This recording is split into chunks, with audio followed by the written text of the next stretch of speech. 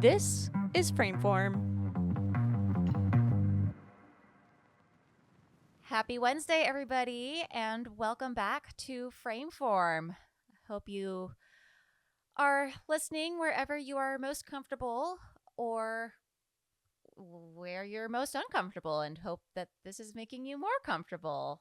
I'm standing, so some people will say that's uncomfortable, but I'm actually pretty comfortable because my butt hurts. I'm in shock that you're standing. I fully thought you were sitting right now.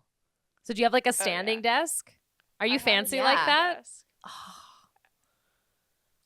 Oh my gosh. Listeners, What? you can't see me, but I have just tilted my webcam down to reveal that I was standing on 2 feet. Look at you leveling up. That's awesome. Oh my gosh. Yes. Standing tall like a great redwood. And I am deeply rooted on my wedge pillow on the floor right now. And though you may be sapped of your energy and feel like you have nothing left to leave on the table, we're here for you. That's right. We're here to talk about forests in dance film, which actually ends up being a bit of a tricky topic, surprisingly enough. I don't know about you, but every year, whenever I'm looking through submissions or doing jury work, either for San Francisco or for other organizations like Dance Cinema, there's reliably 5 or 6 films that take place in forests. And a lot of those thumbnails have like the same variation on a theme, usually like an ant's eye view looking up at the forest canopy with the sky in the background. And very rarely do those films stand out enough for selection. Now, this has been a mystery because we know that this is a location that gets utilized, but it's a location that's very difficult to make films in. I don't know. What have your impressions been on films that take place in forests? Personally, they're not my favorite. I think they become more of a backdrop film. I mean, you got to work with what you got when you think about budgets and all of that. And the forest comes in pretty cheap. It's also a really inspiring place, even if you're not looking to create any sort of artistic product. It's just a nice place to go walk or meditate, or it's photogenic. So I understand why people use it as a location. And also, it's something we see on postcards. It's something we see in photography and in movies. So it's something we're familiar with that's also widely available and can speak to a region. I mean, I'm from British Columbia, so of course I love forests, and I have made forest films in my day, of course, and done my dance photo shoots where we had the sylphide tutus and everything. You know, I've done all the basic, Yes. I've done all the basic forest exercises in my dance career. Oh no. And I understand why we do it. I've laid on those trees. I've climbed on those roots. I've artistically climbed on those roots. Hannah's We've getting all done secondhand it. embarrassment. Oh wait.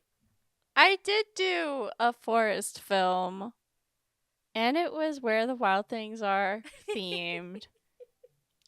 I don't have that file anymore. Oh, It was once on Vimeo. I thought it was cute. It was a cute. Of course it was cute. So I'm not embarrassed of it. It was cute. Yeah. Well, speaking of that film, I mean, that is one that is set in the forest that I think, as far as just mainstream movies and pop culture and stuff like that goes, that's one that I really enjoy. I was really stoked when they made a movie version of the beloved children's Very book. good. Yeah, that one's good. I love Swiss Army Man by Daniels. I think that oh my gosh. definitely seen it. emulates I know I need like to see it. the mystical magic of being alone in the woods. And there's also a film by Jordan Voight Roberts that came out in 2013 called The Kings of Summer, which is a coming to age film featuring 3 teenage boys Yes. being kings of summer in the forest. And I think that's a great film that definitely showcases building your identity, growing to who you are. Also, Captain Fantastic and Troop Zero, Moonrise Kingdom. I think that another motivation for people to make films or art in general in the forest too is the nostalgia that's associated. Yeah. All these films we're listing either have some epic growth story or some epic bonding story. It's a place of transformation. You go out into the wilderness, you go out into the forest, and you come back a different person. Absolutely. If you come back at all. If you come back at all. Yeah, and there's something about the otherworldliness of the forest, but also the danger of the forest. To me, Blair Witch Project really does that so effectively. And, considering its budget, oh my gosh, they didn't have to go more than half a mile into the forest to make that whole film. And at the same time, you don't necessarily have to go half a mile into a forest to be completely lost. It completely reorients your sense of direction. Another one that really stands out to me, and it's actually one of my favorite films of the last few years, is, and I will shout out my love for this film to the high heavens, The Green Knight, a.k.a. Dev Patel looking hot and sad for 2 hours. Love it. Which overall, the main theme, it's basically a subversion of Arthurian legend, but there's a great undertone of sort of the power and the devastation of the forest, which is beautifully said in a monologue from Alicia Vikander, former Royal Swedish Ballet trainee Alicia Vikander, which is essentially, it's called the Green Monologue, where we're looking for red, in comes green. Red is the color of lust, but green is what lust leaves behind. Green is what left when ardor fades, when passion dies, when we die too. Where you go, your footprints will fill with grass. Moss covers your tombstone.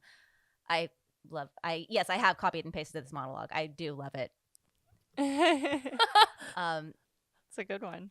But the forest really communicates this sense of danger and this sense of mystery really like no other location. And for that reason, the location has so much potential for creative world building within it. As you said in our site-specific episode, there's no real blank slate, but the forest is a good combination of a familiar place with epic potential. I see it used a lot, obviously in like fantasy plots or in fairy tales or things like that. But even in something like Nightmare Before Christmas, you have all the trees. Like this image is burned into my memory from childhood. Like the round of trees with all the different symbols on them that take you into these different locations. And I think that it is a place that offers that sort of cosmic, epic, massive potential more than some other places. And at the same time, it's accessible. You can't shoot up in the sky as easily, and shooting by the river maybe doesn't have the same effect, So there's something about the forest where I get it. I get why we see a lot of them, but it's just really hard to do it well and to stand out when there's such a variety.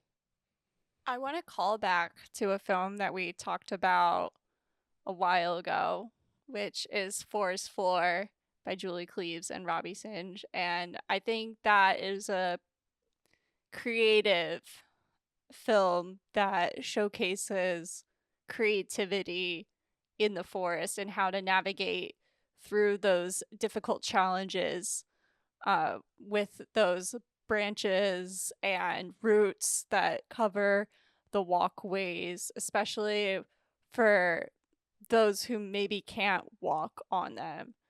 I think that's just a film that just really goes through the values of what we can play around with simple materials. Absolutely. Yeah, absolutely. That's a fantastic film. And I think it's fewer than other films that we see. I think it really does highlight the inherent treacherous nature of a forest, and almost how so many people take that for granted.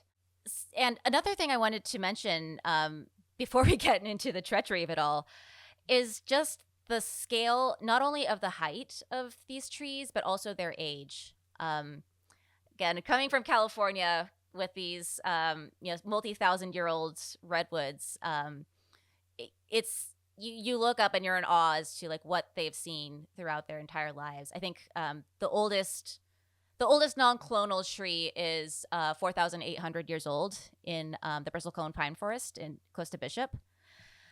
And also, as we're learning more research about trees, I've only scratched the tip of the overstory from Richard Powers, but the trees actually have communication networks, and they communicate and are able to send signals to each other.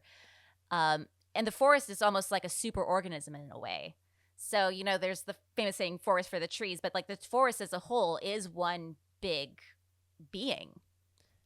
It's truly a network and an ecosystem. It's one environment. And compared to something like a frozen tundra or a hot, arid desert, it doesn't seem to be barren like those places, which do have a lot of life, as we've talked about.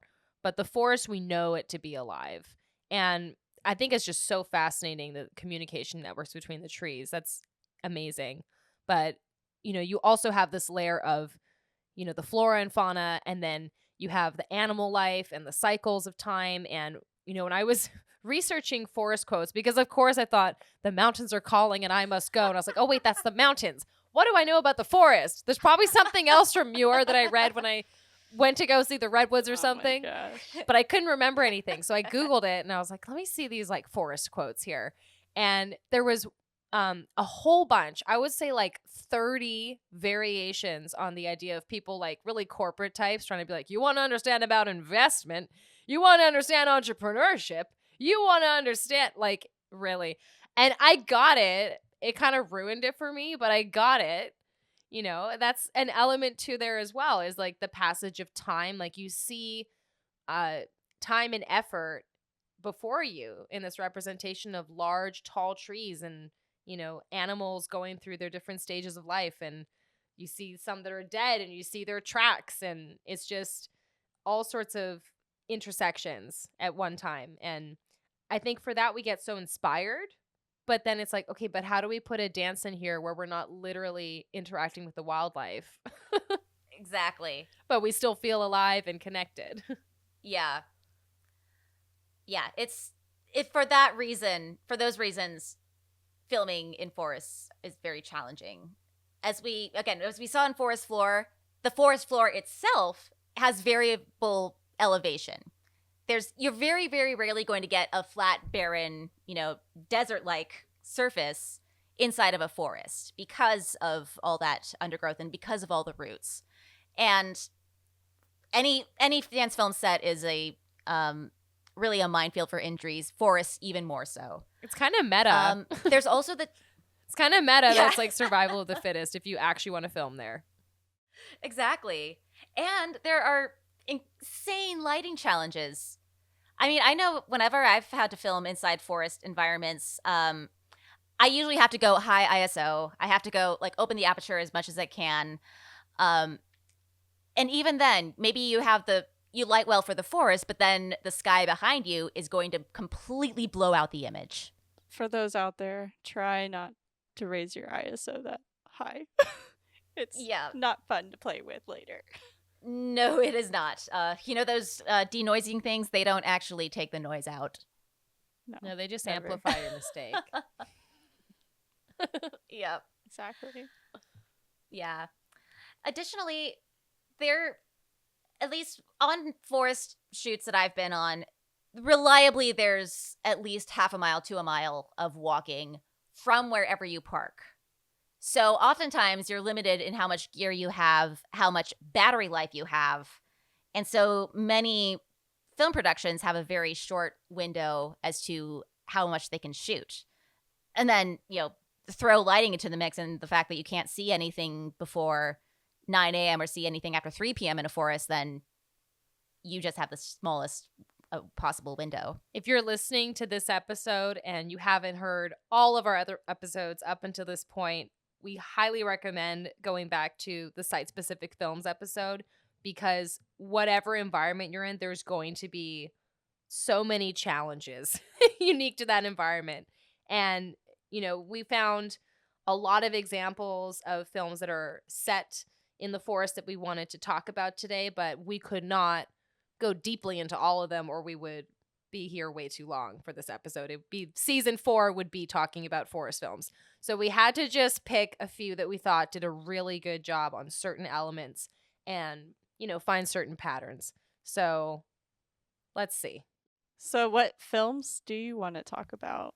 Well, one film that I would like to discuss came out fairly recently out of France, and that is the film Grief, which was directed and choreographed by Florence Perrat with help from Max Gauzy and Bastien Fiche.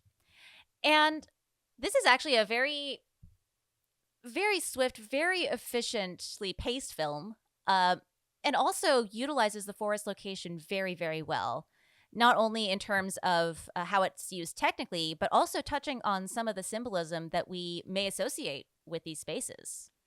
Yeah, I feel like this film definitely had a representation of what we were talking about earlier on the films, movies that we like, which definitely featured some kind of escapism, but yet there was this grappling of discomfort going on where a disassociation was happening. Um, Also, almost like how we all feel in the real world where there's this harsh reality and talking about the forest as a wild place and feeling that energy and maybe almost being targeted from others or what could be others. It definitely had a mix of different things of how do I live? How do I survive without breaking down? Yeah, it definitely had a raw feel without being basic. I mean, I don't know what other word to use other than like basic. You saw, the thing is, I couldn't even say stereotypical because you do see some kind of stock shots that you would see in the forest. But like, what are you going to do? Of course, you're going to look up at the trees. It's a beautiful shot with those leading lines and everything. So it's tough because it's like, okay, how do we do that, do what everyone does, but do it better, and then do more. And I think that's what sets this film apart is that it's doing more than just being in the forest. We get the forest, but it is placed in a dynamic with other elements. You have this indoor outdoor location. You have sand. That's basically like a beach film for a minute there. And I think that that mix of different environments makes the forest that much more, just the contrast makes it that much more pungent for what it is. It's like if you're cooking a meal and you balance the flavors, you get to appreciate each of them more because there's that harmony. And I think that you rarely see that in a film where it actually gets those multiple locations that also includes the forest, where the entire film doesn't rest on the fact that it's set there. And something that really intrigues me about this is the construction of, I guess I'm supposing Florence, who is the primary mover in this film. Because the costuming almost suggests that she is embodying like all of Little Red Riding Hood. She is both the wolf and Little Red Riding Hood. And looking at the statement, seeing that this was based on the work Women Who Run with the Wolves, you can kind of see that that contrast of sort of like the obeying of the instinct and the honoring of that versus the societal construction of how you're supposed to wrestle with your instincts. I think that that's honestly one of the strongest costuming choices I've seen in dance film for a long time. And I think that that really comes through with that and with the juxtaposition of locations. It's truly dangerous territory to say we're going to do another version of Little Red Riding Hood. It takes a lot of creativity to make that not seem exhaustive and to actually get people to be like, yes, I'm going to watch this. I think if you had told me before that that's what it was about, I know I would have viewed it differently. I would have still enjoyed it because it's still great, but it would have had this like baggage instead of me being like, oh, I kind of get it. Like she's got fur, like it kind of unfolds instead of me saying, this is the framework. Here we go. I love that she didn't have like the cape and the hood the whole time. And it wasn't, the performance was strong. I mean, you can't have a good dance film with weird acting and performance that doesn't connect. So, part of it is that you take this familiar, potentially you're risking being kitschy kind of framework by doing fairy tale, but it works because it's done with this fresh sensibility. Yeah, I feel the same. I don't think I viewed it in that lens, but as I think about it, I see it. I think it's kind of more like I don't know, Scream meets Little Red Riding Hood in a way because she's just covered in blood and scared for her life, but definitely in a very moody way. So I'll take it. And the color palettes are beautiful. Like the maroon and the gold. I mean, gosh. that alone. Yeah. I'm like, please, can that be the color palette for my house? Like, I just want to live in that. It's Oh just my so, gosh. it's like a warm hug. So let's pivot from the outside and actually go inside. Hey now. This next film is called Outside In. It's by Tove Skeitsvold and Petra Svjovic.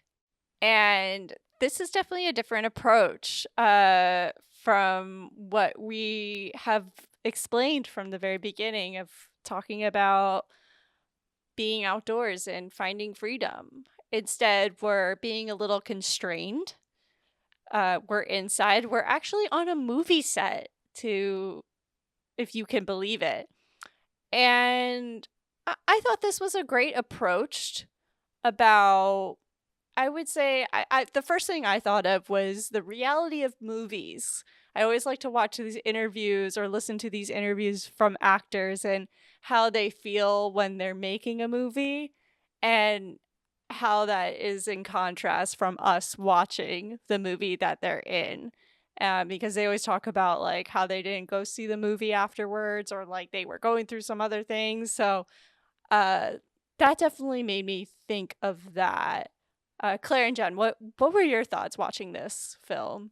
My first impression from the thumbnail was it looked like a magical realist painting. It looked so fantasy driven. I was like, this is probably going to be a ballet company. You know, it has that dusty look to, not dusty in a bad way when people say things are dusty. I mean like literally the room looks dusty or chalky, which is another way of making things look epic. And I just thought it was going to be very stiff in a way, very like beautiful and probably high production value and everything, but maybe a little stiff. And watching it, I was like, oh, this is really pretty. And I was so surprised when a third of the way through, you all of a sudden see the film crew. And I was like, wait a minute, did like the editor miss this? Like, is this an Easter egg? I was actually kind of stoked at first. And then I was even more stoked when I realized that's actually what the film was doing. Because kind of like what I said about grief, having that balance of different elements amplifies what you're seeing. Because we know it's a construction. So actually just kind of having that wink and nod and being like, yeah, we know it's fake, but look how good we are at making it look epic. It kind of gives you license to make it look even more amazing than the convincing realism of we're out in nature. And it's very much an idealized look at what, people think of when they think of nature. They think of, these beautiful, essentially like a flat surface with things sticking up. They think of that mist coming in. They think of, sort of almost like the creatures that live in this other world. Rodents of unusual size.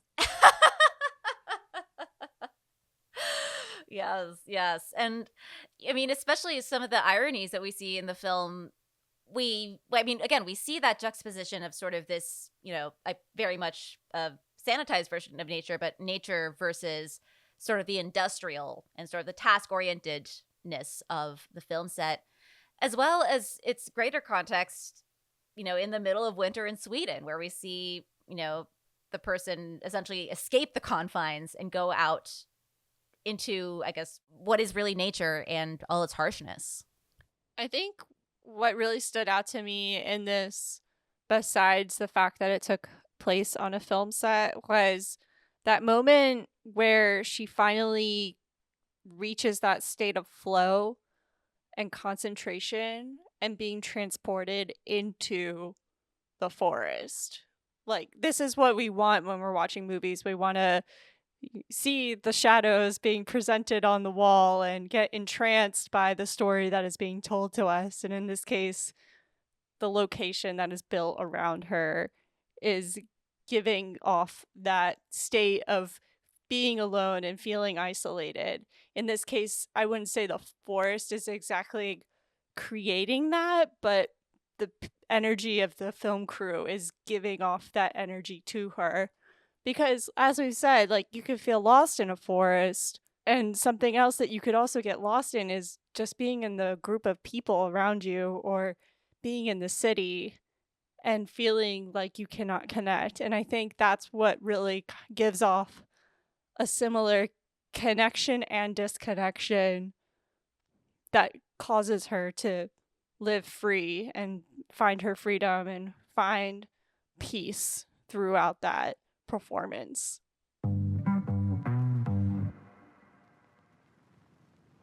Let's take a look at a few other films that do follow a very concentrated theme, and theme from filmmakers who actually tend to excel when it comes to making forest films. And knowing the history that these filmmakers likely have with the forests, it makes a lot of sense. So one of these films is The Earth Will Come, directed, edited, and shot by Caitlin Stiles, who actually used to work for Wrapped. Ayo. I know him. Yeah. So this is actually a pretty small scale film, and sort of an absurdist one in a way, that features the dancer Kira Kirsch attempting to connect with nature, or connect to nature, in the context of a worldwide environmental crisis. And there's a lot of absurdity present that's mostly communicated through Kira's quality of movement. And I mean, as someone who's taken class with Kira, she is like a movement master. Like, mind and body all aligned from the get-go. And I think it does a nice job of subverting what sometimes we usually see with dance films in forests, and that we do see a lot of very slow, meditative, fondling the bark of the tree. Fondling. Oh, It is man. fondling. Kinds You're of- right.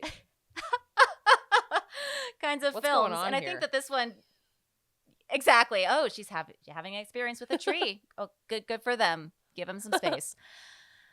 But I think that there's like something to almost the aggression with which Kira really launches at these trees and launches at the environment, almost like desperate for a sense of connection that's not exactly there.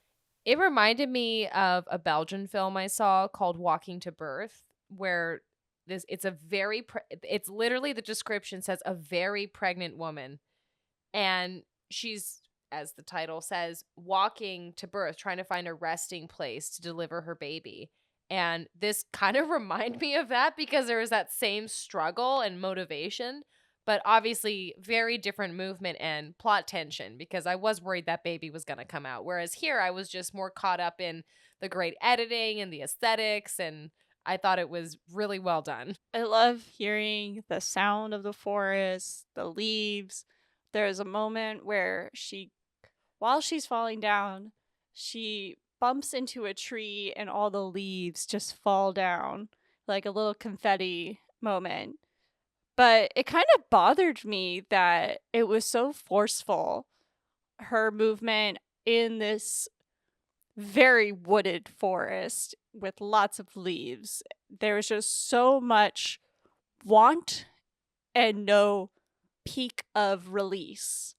We never got there, especially when she puts the whole thing of moss and dirt on top of her face. Yeah. There was still this moment of, I haven't reached anywhere yet. I washed my face after that. It was a great visual, though. I think that what this does well, because in contrast to the other ones we really dived in on, this is in the forest the whole time. But I think what it does well are universal things that make any dance film really good. Like, I think in the site-specific episode I said signs of life. Like, if you get signs Right. of life, like tears or breathing, or in this case, getting that texture and getting really into the forest, like she put a chunk of it on her face. I mean, that's pretty tactile. Mhm. getting that close to it and being in your environment really amplifies it instead of having it feel like a backdrop. This film definitely had the reality of Yeah. what we're watching or like experiencing. We felt this way maybe, and maybe it's her outfit that's doing it for us because she's not dressed for it like these Yeah. other two films that we've watched, which have like a specific look or costume, where this is purely pedestrian and being a pedestrian in the forest and trying to find that sense of why we go to the forest, and that's to escape, that's to relax, to unwind, to grow, all of the above. And that detail in a way that we can hear as well, just like really good sound design, puts us in that environment as well. Because if we were to just hear music and no forest sounds or like random bird sounds and not see birds, it doesn't connect us in the same way. So that level of synchrony actually allows us to feel Yeah. like we're there. And also worth noting that this, even though this depicts a very like seemingly forested environment, this is actually filmed on the outskirts of Berlin. And based on what I know about the artist, pretty close to the southeast portion of Berlin, which is a very forested, very wooded area, which does describe a lot of that part of Germany and a lot of different, honestly, lots of different parts of the world where you have like these clearings where you have this metro area surrounded by wilderness. You can kind of see it in the costuming, that tension between sort of this notion of Western civilized dress versus the nature that's pushing back at it. And also something that's worth noting is that, Caitlin Stiles is an indigenous artist. She actually is now a member of the Sitka tribe of Alaska and Central Council of Tlingit and Haida. And some of the stronger entries that we've seen in the forest canon do come from indigenous artists. And it makes sense. Indigenous people of any nations, whether that's, indigenous on the American continent or indigenous in other parts of the world, or like, the Sami people in Finland, usually are the ones who know how to care for the land the best and really have a sensitive approach when it comes to exploring the environment that they're working in. And I think just like we mentioned, the forest has its own history. The relationship we have to it has a history, and the relationship that people have to a land has a history. And just different stories carry different weight to them. And there's something about certain stories that we've seen from Indigenous filmmakers that are really humbling, really thought-provoking, really just inspire a lot of reflection. I'm thinking of one example is Ojibwawi, which translates to One Stands Ready, from the Brigham Young University Living Legends in Utah. And it's a sensitive topic when you're looking at films that look at a social issue, because you want to see them represented, you want to see awareness, but you also need to deal with it in a way that doesn't feel inauthentic or exploitative. And I think that this is a really great way. It's a combination of a forest film setting, but also social justice awareness. It's addressing missing women and girls, specifically Indigenous women and girls. And I think that just having that weight and that context makes it that much more impactful, of course. Yeah, I think it's very important that these places that we film in are recognized for its historical relevance, but also while you're filming there, you should be recognizing that too and giving it its utmost respect for what is given to you. Even though these lands that we are dancing on are just something that means to us or want to make a cool dance film, it's still a natural space that has these wild, maybe on the bridge of extinct birds, animals, and so forth, but also the trees, the leaves, the swamps, all of that need to be in consideration when moving on them. So when you're there, take a moment to really take in the space and see what was there before you. These lands that we are on are incredibly old. Guys, we're on a rock. Okay? And that needs to be recognized, that we need to have these locations live beyond us. And taking care of those is important, and recognizing that there were people living on this land before us, things living on this land before us, and all we can do is live in coexistence and look out for one another. Also, the knowledge that for the most part, most of us live land tax free on someone else's land. That's, the crux of the matter. I know that at least I know in many places, land acknowledgements have become commonplace, but I so strongly encourage anyone to go beyond that and really look up who their local stewards are, and even I'll go ahead and say even pay land tax. Pay for the land that you are on.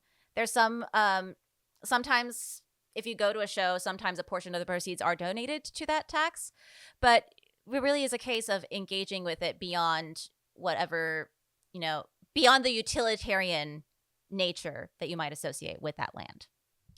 And that said, you can make a fun film in the forest. It does not have to be heavy and laborious, but you should plan with the amount of detail that it requires for that location.